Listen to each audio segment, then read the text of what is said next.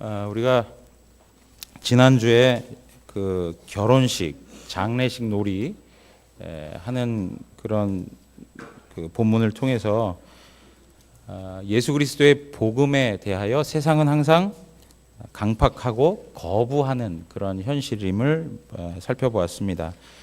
그러한 그 복음을 반대하는 세상임에도 불구하고 예수 그리스도의 복음과 그 신앙의 내용들이 우리의 변화된 삶을 통해서 드러난다.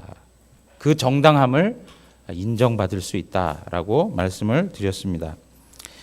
이렇게 복음을 거부하는 이러한 세상에 우리 예수님께서 오셔서 많은 권능을 행하셨습니다. 오늘 본문 20절에도 보면 권능을 가장 많이 행하신 고을들 이렇게 표현하고 있습니다. 권능을 많이 행하셨다라고 이야기하시는 것이죠. 우리가 마태복음을 쭉 살펴보고 있지만 마태복음 8장과 9장의 내용을 보면 많은 권능을 우리 예수님께서 나타내고 계심을 볼 수 있습니다. 예를 들면 어떤 것들입니까? 나병 환자를 고치는 일들, 그리고 백부장의 하인을 고쳐주시는 것들, 베드로의 장모의 열병을 고쳐주시는 일들, 귀신 들린 자를 자유케 해주시는 일들, 수많은 질병을 가지고 있는 사람들을 회복시켜 주시는 일들을 행하셨습니다. 뿐만 아니라 바람과 바다를 잔잔하게 하시는, 그래서 모든 자연 만물을 통치하시는 그러한 능력을 우리에게 보여주셨습니다. 뿐만 아니라 눈이 먼 자, 귀가 안 들리는 자, 그리고 일어설 수 없는 자, 여러 가지 그 부족하고 불완전한 그러한 상태에 있는 많은 사람들을 우리 예수님께서 회복시켜 주셨습니다. 심지어는 야이로의 딸, 죽음을 당했던 그 회당장의 딸을 고쳐주시는, 살려주시는 그런 은혜도 베풀어 주셨습니다. 여러분, 우리가 지금 나열한 이러한 모든 것들은 마태복음 8장, 9장에 아주 집중적으로 우리가 읽어왔던 내용들이었습니다. 그러면 우리가 이런 생각을 해야 됩니다. 왜 예수님이 이런 기적과 권능을 행하셨을까? 예수님께서 왜 이러한 기적을 행하셨을까? 여러분, 여기 우리가 읽은 본문에는 권능이라고 이렇게 표현하고 있습니다. 예수님께서 많은 권능을 행하셨다 이렇게 표현하는데, 그 권능이라는 말을 조금 더 편하게 이해하려면 기적이라고 하는 말로 바꿔 쓸 수 있습니다. 미라클, 기적이라. 왜 예수님께서 이러한 기적을 행하셨는가? 우리 마태복음 14장 14절에 가서 보시면 예수께서 나오사 큰 무리를 보시고 불쌍히 여기사 그 중에 있는 병자를 고쳐주시니라 그랬습니다. 예수님께서 어떻게 하셨다고요? 큰 무리를 보시고 불쌍히 여겼다 이렇게 말씀하고 있어요. 마태복음 20장 34절에 가서도 보시면 우리 함께 읽겠습니다. 예수께서 불쌍히 여기사 그들의 눈을 만지시니 곧 보게 되어 그들이 예수를 따르니라. 불쌍히 여겼어요. 불쌍히. 두 사람의 시각 장애자들을 만났을 때 예수님께서 그들을 보시고 불쌍히 여기시는 거예요. 예수님께서 이러한 기적을 행하시고 이러한 권능을 베푸시는 이유 중에 하나는 하나님의 사랑과 자비가 무엇인지를 알게 하시기 위함이었습니다. 하나님의 긍휼이 무엇인지를 알게 하시는 것이죠. 그런데 여러분 보십시오. 이렇게 병약한 자들에게, 정말 부족한 자들에게, 불완전한 자들에게 예수님께서 불쌍한 마음을 가지고 나아가셔서 그들을 고쳐주셨어요. 그러면 그 불쌍한 마음 가지고 그들이 고쳐져서 이 세상에 살면서 사업도 성공하고 세상에 많은 명예를 얻고 세상 사람들이 부러워할 만큼 정말 훌륭하게 살았더라. 이것을 목적으로 주님께서 고쳐주셨겠습니까? 그것은 아닌 것이죠. 그것은 아니에요. 우리의 삶에, 물리적인 삶의 부족함을 채워주시기 위해서 우리 주님께서 사랑을 주시고 자비를 베푸시고 그러한 일들을 행하시는 것은 아니죠. 물론 그런 부분도 있죠. 그러나 그것이 근본적인 이유가 될 수는 없는 것이죠. 자, 그렇다면 우리 주님께서 왜 이렇게 또 권능을 나타내 보이시는가? 이렇게 기적을 나타내 보이시는가? 하나님의 사랑과 자비가 무엇인지를 우리에게 알게 하심인데 그걸 통해서 뭘 드러내시고자 하시는 것인가? 세례 요한의 제자들이 예수님에게 찾아가 가지고 뭐라고 물었습니까? 오실 그 이가 당신입니까? 우리가 다른 일을 기다려야 됩니까? 라고 묻습니다. 그 이야기는 뭐예요? 당신이 우리가 기다려오던 메시아가 맞습니까? 하나님의 아들 메시아가 맞습니까? 라고 하는 질문이었죠. 그 일에 대하여 너희가 요한에게 고해라 라고 하시면서 하신 말씀이 마태복음 11장 5절에 있는 말씀인데 그 내용들이 전부 뭡니까? 권능을 행하시는 일들이에요. 권능을 행하시는 일들. 자, 이 말씀을 통해서 권능을 나타내 보여주시는 걸 통해서 세례 요한의 제자들이 예수님께 물었던 질문에 대한 답을 허락하시죠. 요한복음 20장 30절에서 31절에 있는 말씀을 보시면 예수께서 제자들 앞에 이 책에 기록되지 아니한 다른 표적도 많이 행하셨으나 그래요. 다른 표적을 많이 행하셨다 그래요. 31절 다 같이 한번 읽겠습니다. 오직 이것을 기록함은 너희로 예수께서 하나님의 아들 그리스도이심을 믿게 하려 함이요 또 너희로 믿고 그 이름을 힘입어 생명을 얻게 하려 함이니라. 예수님께서 많은 표적을 행하셨어요. 많은 권능을 행하셨어요. 기적을 행하셨습니다. 왜 그러셨다고요? 그 당시의 백성들로 하여금 하나님의 아들 그리스도가 바로 예수라는 것. 예수가 바로 그리스도시요 예수가 바로 하나님의 아들이라고 하는 것을 보여주시기 위한.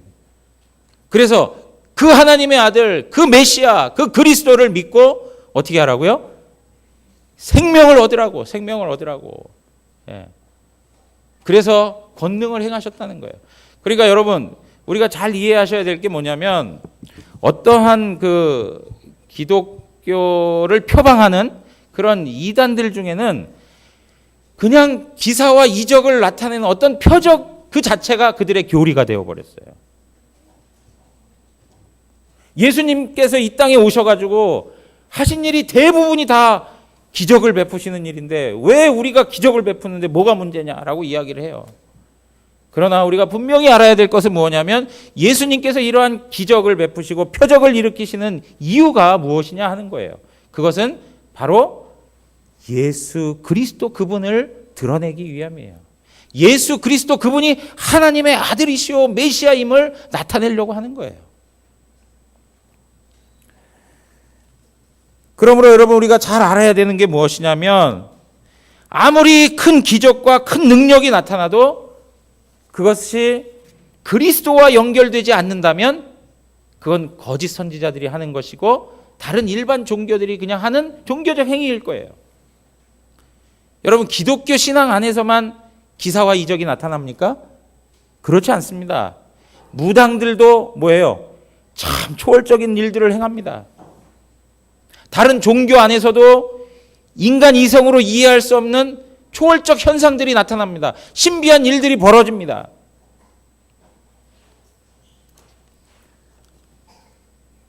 그렇게 세상에 많은 어떤 사람들이 그리고 어떤 집단들이 참 신기한 일을 벌이는구나라고 하는 것을 보고 우리의 마음을 빼앗겨서는 안 된다는 거죠.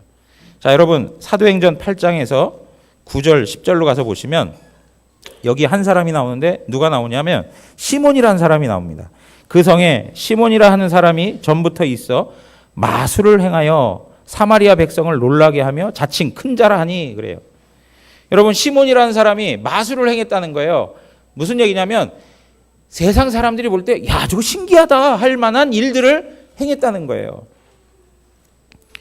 그래서 그 당시에 살아가고 있던 사마리아 사람들이 막 깜짝깜짝 놀라는 거예요. 그리고 사람들이 뭐라 그래요? 야, 저 사람 우리하고는 다른 사람이야. 저 사람 큰 자야. 하고 그를 높이는 거예요. 그를 승상하는 거예요. 10절에 가서 보시면 낮은 사람부터 높은 사람까지 다 따르며 이르되 이 사람은 크다 일컫는 하나님의 능력이라 하더라. 11절에 오랫동안 그 마술에 놀랐으므로 그들이 어떻다고요? 따랐더라 그래요. 시몬이라는 사람이 나타나가지고 신기한 일, 초월적인 일, 표적들을 막 나타내 보이니까 사람들이 깜짝깜짝 놀라는 거예요. 야, 신통하다. 야, 저 사람 영험하네. 영험. 그죠? 저 사람 참 뛰어난 능력을 가지고 있는 사람이네. 초월적 능력을 가지고 있는 그런 특별한 사람이네 라고 하면서 그를 따라다니는 거예요. 여러분, 이렇게 어떤 표적이 일어나고 기적들이 일어난다고 해서 이것이 진리를 나타내는 것이냐? 아닐 수 있다는 거죠. 예. 이 시몬이라는 사람이 나중에요, 예수님을 믿게 됩니다. 그리고 나서 사도들이 기도만 하면 사람들이 막 성령을 받고 놀라운 일들이 나타나는 걸 보니까 자기가 그렇게 하고 싶은 거예요. 사도들처럼. 그러니까 어떻게 해요? 자기가 돈을 갖고 그것을 할 수 있는 능력을 살려고 그래요. 그럴 때 베드로에게 책망을 받죠. 예. 여러분, 세상 사람들은 이러한 심리가 있는 거예요. 이 시몬과 같은 심리. 뭔가 상식적이지 않고 초월적인 일들, 초자연적인 일들이 막 나타나면 그거에 대해서 마음을 빼앗겨. 야, 너무 신기하다.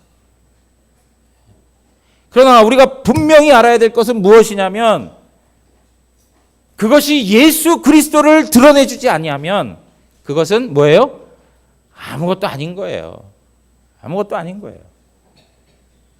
거기에 진리가 있다고 말할 수 없는 거예요.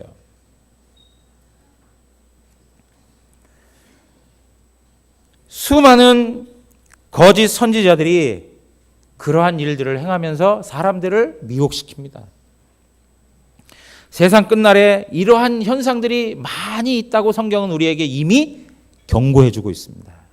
세상 끝날에 거짓 선지자들이 나타나서 많은 기적과 이사를 행할 것이다.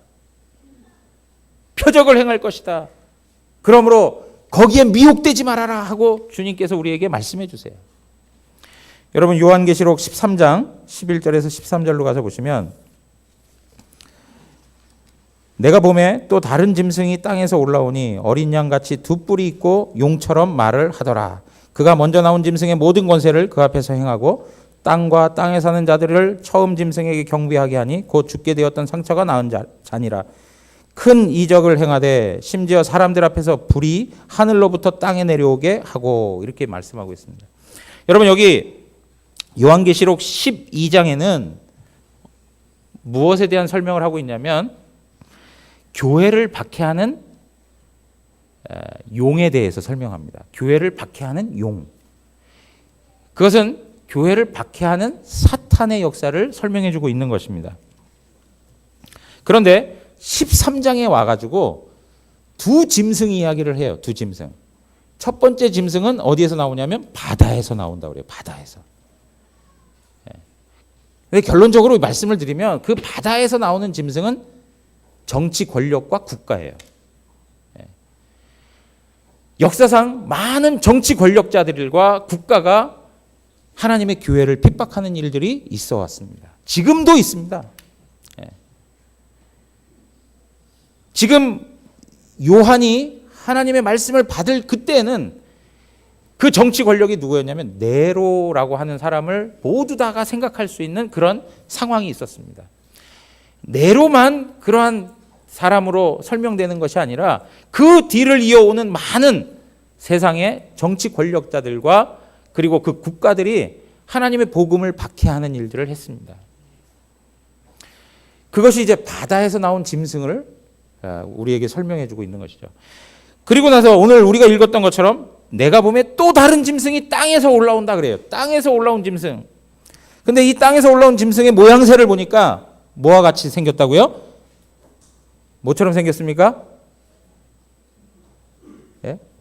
어린 양. 어린 양이 누구세요? 예수 그리스도예요. 예수 그리스도. 모양새가 뭐예요? 예수 그리스도처럼 생긴 거예요. 그리고 두 뿔이 있다고 그래요. 이 뿔은 능력을 말하는 거예요. 어떤 권능을 행할 수 있는 그러한 영적 파워를 이야기하는 거예요. 어린 양 같은 그러한 그 짐승이 두 뿔을 가지고 용처럼 말한다는 거예요. 누굽니까? 용은 사단이죠. 사단. 예. 결국 이 땅에서 올라온 짐승은 뭘 이야기하는 거냐면 이 마지막 시대에 나타나는 거짓 선지자들을 말하는 것입니다. 자, 이 거짓 선지자가 나와서 어떻게 합니까? 13절에 보니까 큰 이적을 행하되 그렇게 말씀하고 있습니다. 큰 이적을 행해. 그래서 막 하늘에서 땅으로 막 불이 떨어지게 하는 그런 일들을 행한다는 거예요. 여러분, 종말의 때가 더욱더 가까우면 가까울수록 세상에는 사람들의 마음을 미혹하고 사람들의 시선을 끌만한 초자연적인 표적들이 나타날 때가 많습니다. 그런데 중요한 것이 무엇이냐면 그렇게 행하는 모든 사람들, 거짓 선지자들과 더불어 다른 타 종교 안에서 행하는 그 모든 그러한 교주들, 이런 사람들이 행하는 그 모든 능력들은 결국에는 누구에게 영광이 돌아가게 되어 있냐면 자기 자신인 것입니다. 자기 자신. 여러분, 거짓 선지자들의 모습들을 보십시오. 이단의 교주들을 한번 생각해 보세요. 모든 것의 영광이 누구에게 모아져 있습니까? 자기 자신이에요. 하나님과 예수 그리스도, 우리의 구원자 되시고 메시아 되시는 예수 그리스도에 대한 이야기가 없습니다. 오직 자기 자신만이에요. 그러니까 예수 그리스도께서 권능을 행하시면서 나타나 보여셨던 그 기적, 그것과 지금 거짓 선지자들과 이 세상의 다른 종교들 안에서 나타나는 종교적 어떤 초월적 현상들의 차이가 있다면 그것은 하나님의 영광이냐 아니면 자기의 영광이냐 하는 문제인 거예요. 여러분, 요한복음 6장 14절에서 15절 가서 보시면 그 사람들이 예수께서 행하신 이 표적을 보고 말하되 이는 참으로 세상에 오실 그 선지자라 하더라 그래요. 예수님께서 표적을 행하시니까, 기적을 행하시니까 많은 사람들이 야, 저분이 참 이 세상에 오실 선지자였구나라고 생각을 하는 거예요. 자, 15절 다 같이 한번 읽겠습니다. 15절입니다. 그러므로 예수께서 그들이 와서 자기를 억지로 붙들어 임금으로 삼으려는 줄 아시고 다시 혼자 산으로 떠나 가시니라. 기적 같은 일들을 막 경험하잖아요. 기적을 경험하잖아요. 그러고 나니까 사람들이 예수님을 주목하기 시작하는 거예요. 야, 저분 우리가 기다렸던 선지자구나. 그러면서 수근수근 되면서 뭐라고 그러는 거예요? 저를 우리의 왕으로 삼자. 그러는 거예요. 그럴 때 예수님께서 그래, 내가 너희의 왕이다. 내가 너희와 함께 이 로마 세력들을 완전히 몰아내고 세상 영광을 다 한번 취해보자. 이렇게 말씀하시지 않죠? 어떻게 하십니까? 자기를 임금 삼으려는 줄 아시고 어떻게 해요? 다시 혼자 산으로 떠나셨다. 그렇게 얘기하고 있습니다. 세상에 영광이 있는 그 자리, 세상에 권력이 있는 그 자리, 모든 사람들이 그 자리에서 세상의 명예를 얻고 자랑을 누리며 모든 사람 앞에 과시할 수 있는 그 자리, 그 자리를 예수님께서는 피하시는 것이에요. 세상에 있는 많은 종교들 안에 나타나는 그런 교주들의 기적과는 너무나도 다른 것이죠. 세상의 교주들이 가지고 있는 그 초월적 능력들은 결국에는 자기의 힘을 모으고 자기를 드러내고 자기의 자랑을 세상 앞에 늘어놓는 하나의 수단으로 쓰여지는 것이죠.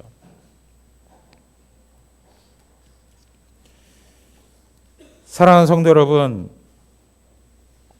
예수님께서는 뭐라고 말씀하셨냐면 나는 사람으로부터 영광을 받지 않는다라고 말씀하셨습니다. 나는 사람으로부터 영광을 받지 않는다. 예수님은 자신의 명성을 세상에 널리 알려서 사람들로부터 칭찬과 자랑을 얻으려고 영광을 얻으려고 하신 적이 없습니다.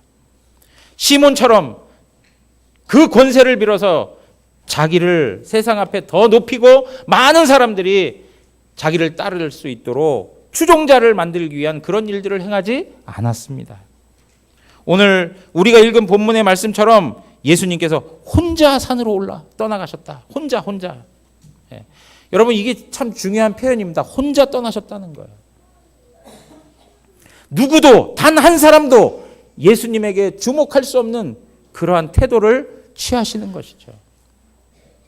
사랑하는 성도 여러분, 우리 안에 세상의 영광을 얻고 싶은 인간적인 본성이 있습니다.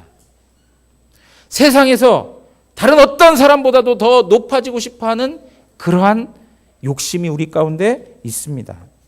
하나님 앞에서 우리는 정직하게 그 마음을 고백해야 할 것입니다. 우리의 직함, 우리의 명예, 하나님께서 우리에게 허락하신 많은 일들, 크고 작은 많은 일들 하나님께서 우리에게 허락하지 않았습니까? 우리의 삶에 우리가 지금 누리고 있는 모든 것들이 다 하나님께서 우리에게 허락하신 일들이에요. 우리가 하나님 앞에서 하나님의 직분자로, 주님의 교회를 섬기고 있는 직분자로 부름받은 것도 하나님이 우리 가운데 허락한 은혜의 모습들 아니겠습니까?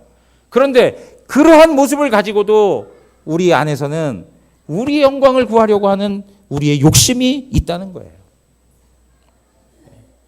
하나님께서 우리를 위하여 행하신 수많은 기적 같은 일들, 여러분 오늘 우리가 호흡하며 살아가고 있는 이 자체만도 기적입니다.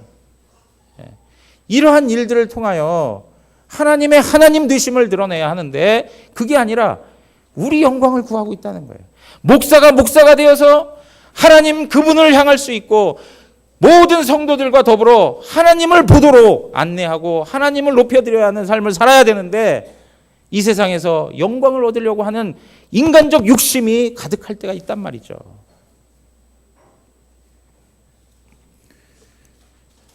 사랑하는 성도 여러분, 우리 안에 이러한 마음들을 하나님 앞에 다 펼쳐 보이시고 하나님 앞에서 다시 한번 우리의 심령이 오직 하나님의 영광을 구하는 아름다운 모습으로 세워지기를 원합니다. 하나님 그분만을 구하는 태도.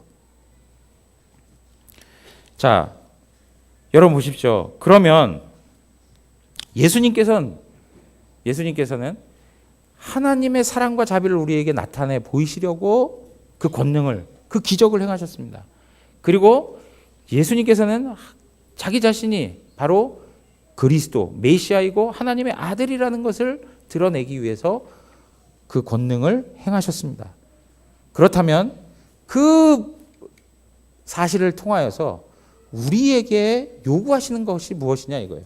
우리에게 권능을 베푸신 우리가 가지고 있는 측면에서, 우리가 인식하는 측면에서 주님께서 요구하시는 바가 뭐냐 이거예요.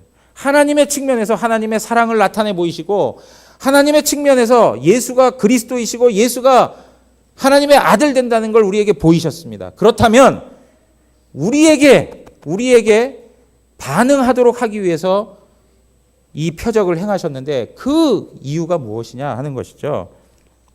그것은 오늘 본문 20절에 있는 말씀을 보시니까 우리 한번 다 같이 20절 한 번 더 읽겠습니다. 다 같이 읽겠습니다. 예수께서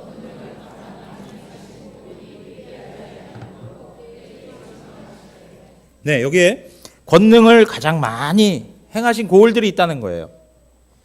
권능을 많이 했습니다. 그런데 그들을 예수님께서 책망하시는 거예요. 이유가 뭐예요? 회개하지 않았다는 거예요. 그러니까 예수님께서 권능을 베푸시는 이유가 있는 거죠. 하나님 편에서 하나님의 사랑과 자비를 나타내시고 예수가 하나님의 아들이시고 그리스도이라는 것을 드러내시고 그 모든 사실을 통하여 우리에게 뭘 이야기하시는 거예요? 회개하라는 거예요. 회개하라. 하나님께서 우리의 삶에 허락한 그 모든 크고 작은 일들을 통해서 하나님께서 우리에게 원하시는 바가 무엇이냐? 회개하라는 거예요. 기사와 이적을 나타내 보이면서 야, 신기하다. 야, 예수님 뛰어나다. 야, 예수님 어느 누구도 범접할 수 없는 그런 능력을 갖고 계신 분인데 이것에 끝나는 게 아니라 예수님 그분 앞에 회개하라는 거예요. 회개하라.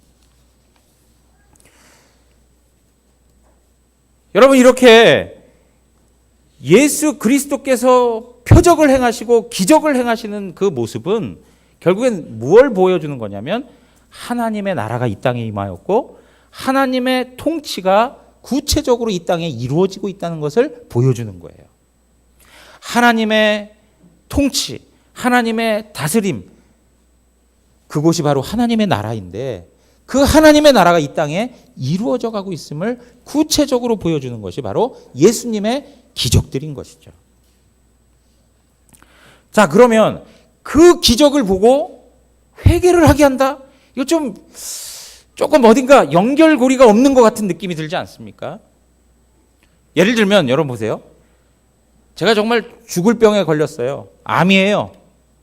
그런데 예수님께서 치료해 주셨어요. 완전히 모든 사람들이 다 포기해 버렸는데 예수님께서 정말 치료해 주셔서 제가 살아났어요. 그러면 제 마음에 막 기쁨이 있겠죠.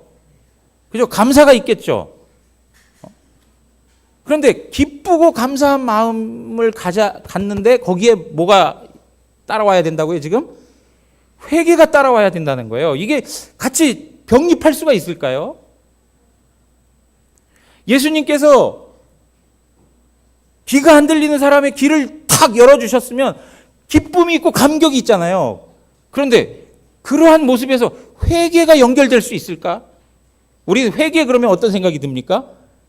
슬퍼하고 애통하고 하나님 앞에서 정말 고통스러운 그 마음을, 그 쓰라린 마음, 그 상처받은 마음을 하나님 앞에 다 쏟아놓는 그런 어떤 고통의 시간일 수도 있는 것이거든요.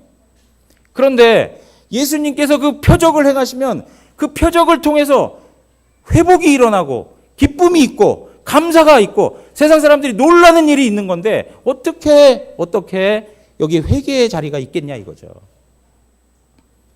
그런데요, 그렇게 한 사람이 있더라고요. 성경에 보니까. 누구냐면 누가복음 5장으로 한번 가보세요. 누가복음 5장 4절에서 8절. 말씀을 마치시고 시몬에게 이르시되 깊은 데로 가서 그물을 내려 고기를 잡으라. 시몬이 대답하여 이르되 선생님 우리들이 밤이 새도록 수고하였을 때 잡은 것이 없지만은 말씀에 의지하여 내가 그물을 내리리이다 하고 그렇게 하니 고기를 잡은 것이 심이 많아 그물이 찢어지는지라. 이에 다른 배에 있는 동무들에게 손짓하여 와서 도와달라 하니 그들이 와서 두 배의 채움에 잠기게 되었더라. 8절 다 같이 읽겠습니다. 시몬 베드로가 이를 보고 예수의 무릎 아래 엎드려 이르되 주여 나를 떠나소서 나는 죄인이로소이다 하니. 여러분 베드로가요 밤새도록 일을 한 거예요. 그런데 고기 잡았습니까? 못 잡았습니까? 못 잡았어요. 그리고 그물을 씻고 있는 거예요. 이른 아침에. 오늘 작업 심하이. 오늘 작업 끝. 그리고 그물을 씻고 있는 거예요, 이제. 그러면 예수님이 와서 야, 배를 좀 띄워라. 그리고 깊은 데 가서 그물을 내려라 그러면 전문가 입장에서 뭐라고 하겠습니까? 아, 우리가 밤새도록 해봤습니다. 우리의 전공 분야입니다. 이 전문 분야인데 무슨 그런 말씀을 하십니까? 뭐 이러고 할 수 있는데 일단 가서 순종을 했어요. 그런데 그물을 내렸더니 고기가 어마어마하게 잡히는 거예요. 그래서 스스로 그것을 감당할 길이 없어서 어떻게 해요? 다른 배에 있는 친구들까지 불러들이는, 그래서 그물이 가득 채워지는 그러한 경험을 하죠. 자, 그러고 나서 이 베드로의 태도가 참 중요한데 뭐라고 얘기하느냐? 예수님 정말 감사합니다. 내가 정말 헛수고했는데 예수님 말씀 듣고 이렇게 돼서 이제는 사업이 좀 필 것 같습니다. 이제 열심히 살아서 한번 성공해 보겠습니다. 뭐 이렇게 하는 것이 아니라 뭐라고 그래요? 주님의 예수님 앞에 무릎을 꿇고 주여 나를 떠나소서 나는 죄인입니다라고 얘기하는 거예요. 여러분 지금 베드로는 예수님께서 행하신 이 기적을 보고 하나님에 대한 경외의 마음을 느끼는 거예요. 예수님께서 행하신 큰 일들을 보면서 너무나도 그 일이 크고 놀라우니까 거기에 무엇이요? 주님을 향한 두려운 마음이 생겨나는 거예요. 여러분 우리의 삶에 주님께서 행하신 큰 일들을 한번 경험해 보세요. 그러면 오싹한 거예요. 그리고 그 주님에 대한 경외의 마음이, 존중의 마음이 주님을 향한 그러한 무게 있는 마음이 생겨나기 시작하는 거예요. 그러면서 자기 자신이 얼마나 무가치하고 얼마나 죄인인지를 깨닫게 되는 것이죠. 예수님께서 수많은 사람들 앞에서 행하셨던 그 모든 권능과 이 기적은 전부 이러한 방식의 일들을 의도하시는 것입니다.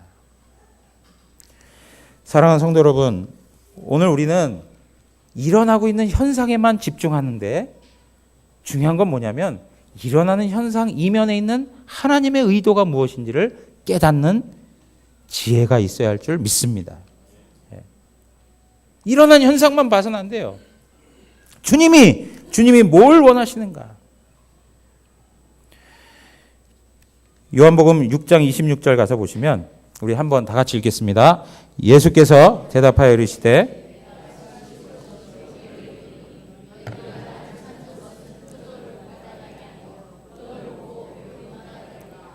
네, 여기 보십시오.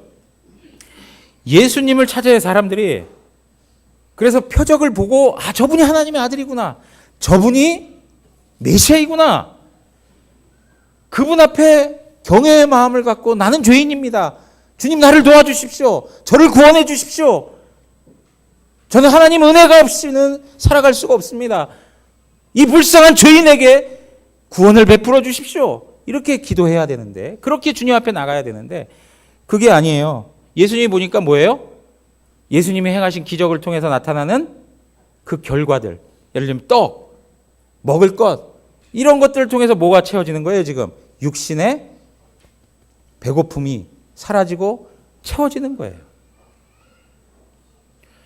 인간적인 욕심이 채워지니까 그것에 현혹되어 거기에 빠져가는 거예요. 그것이 진리이고 그것이 예수 그리스도가 바로 어떤 분이신가를 설명해 주는 것 아무 관심이 없어요. 오직 관심이 있는 건 뭐예요? 내 배를 채우는 데만 관심이 있어요. 내 생활을 유익하는 데만 관심이 있어. 내가 이 땅을 살아가면서 윤택하게 살아가고 다른 사람들이 볼 때 더 반듯하고 흠모할 만한 그런 조건을 가지고 살아가는 것, 그것으로만 만족하면 어떠한 종교든 상관없어 하는 심리가 우리 가운데 있다는 거예요.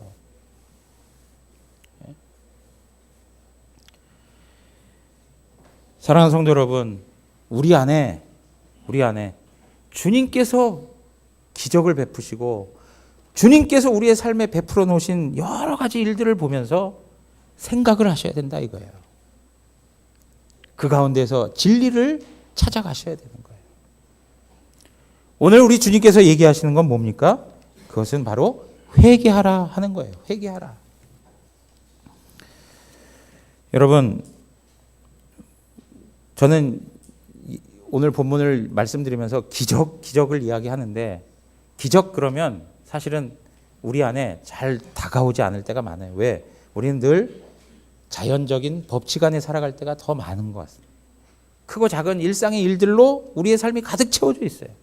그런데 여러분, 중요한 게 뭐냐면 그 일상의 일들이 하나님께서 베풀어 놓으신 기적이에요. 그냥 우리는 다 일상적인 것 같지만 그게 하나님께서 허락하신 엄청난 은혜요, 하나님이 허락한 기적이에요. 큰 일들이에요. 그 삶에 그 일들로 하나님께서 우리의 삶을 가득 채워 놓으시고 그 가운데 하나님이 뜻하시는 바가 있다는 거예요. 그게 무엇이냐? 하나님 앞에 회개하는 거예요. 회개하는 거예요. 제가 지난 익히 다 아시는 성도님들도 계실 텐데요. 지난 목요일 새벽에 저희 그 첫째 윗동서 형님인데 처형이죠. 집에서 전화가 왔어요. 병원에서 전화가 왔는데 이제 저희 첫째 동서 형님이 10년 만에 하나님이 결혼한 지 10년 만에 자녀를 주셔서 한 아이가 있어요. 근데 그 아이가 이제 10살인데 그 아이가 그 교통사고를 당해가지고 하나님이 그냥 불러가셨어요. 예. 그래서 이제 그 소식을 듣고 김포로 이렇게 올라가면서 제가 계속 운전하면서 저만 들릴 수 있는 소리로 중얼중얼 거린 게 뭐냐면 하나님은 선하신가라고 하는 거였어요. 하나님 선하신가. 그러면서 다시금 마음을 잡고 그래 하나님 선하시다. 하나님 선하신가? 그래 하나님 선하시다. 이러한 고백을 하면서 갔어요. 왜냐하면 하나님 데려가시더라도 좀 자녀들이 좀 여러 명 있거나 한 명이라도 있는 그런 상황이라면 또 이해가 되는데 아니 10년 동안 기다리게 해놓고 딱 주셨으면 좀 더 이렇게 삶을 같이 나눌 수 있도록 하셔야 되는데 그래서 딱 10년 살고 또 하나님 가져가시는 건 뭔가 아예 주시질 마시지 왜 주셨다가 또 걷어가시는 건 뭔가 이런 생각 다 해보는 거예요. 그러면서 제일 그 부담스러웠던 게 뭐냐면 그 동서 형님과 처형을 마주 대하고 있어야 된다는 게 참 마음의 부담이었어요. 이거 어떻게 얼굴을 보고 뭐라고 위로하고 계속적으로 같이 있는 동안 그 시간을 보낼 수 있을까? 그런데 제가 우리 그 처형과 동서 형님을 이렇게 딱 만났는데 정말 우리를 오히려 위로해주고 또 문상 온 많은 사람들이 막 흐느껴 울고 할 때 오히려 그냥 격려해주고 위로해주는 그런 모습을 봤어요. 그러면서 우리 아이가 10년 동안 사랑받다가 정말 하나님 또 불러주셔서 하나님 앞에 또 나간 거니까 정말 우리 아이는 복된 아이라고. 그러면서 그 주변에 있던 학부모들, 그 학부모들을 위해서 그 아이하고 그 가족 식구들이 매일마다 기도했대요. 복음을 위해서.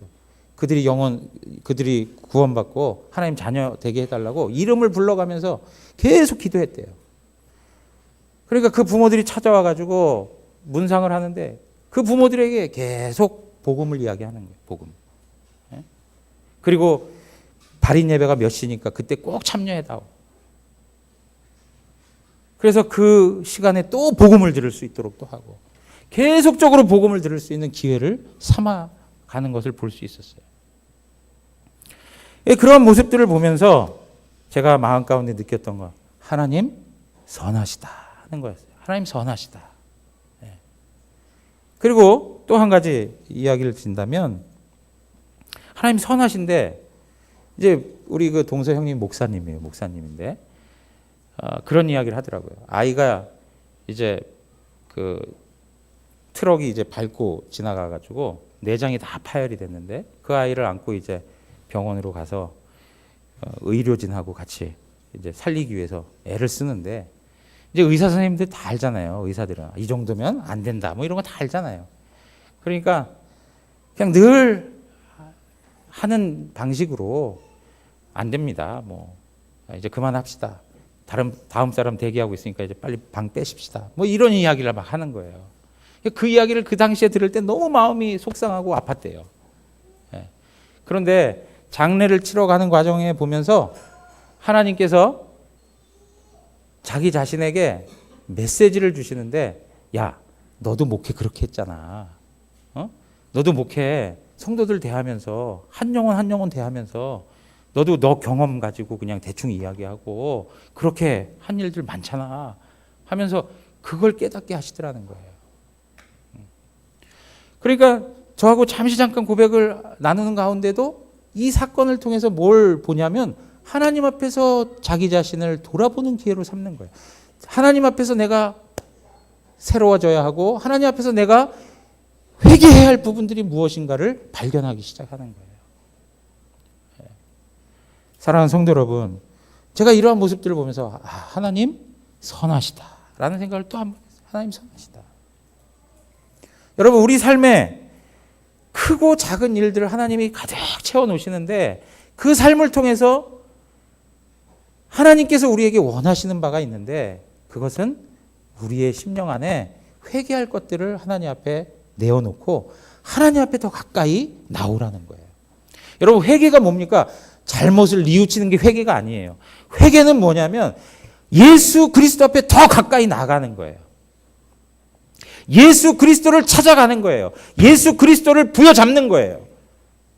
예수 그리스도를 더 가까이 바라보고 그분하고 교제하고 그분 안에서 친밀한 사랑을 나누는 것, 이런 데까지 나가는 게 바로 회개인 거예요.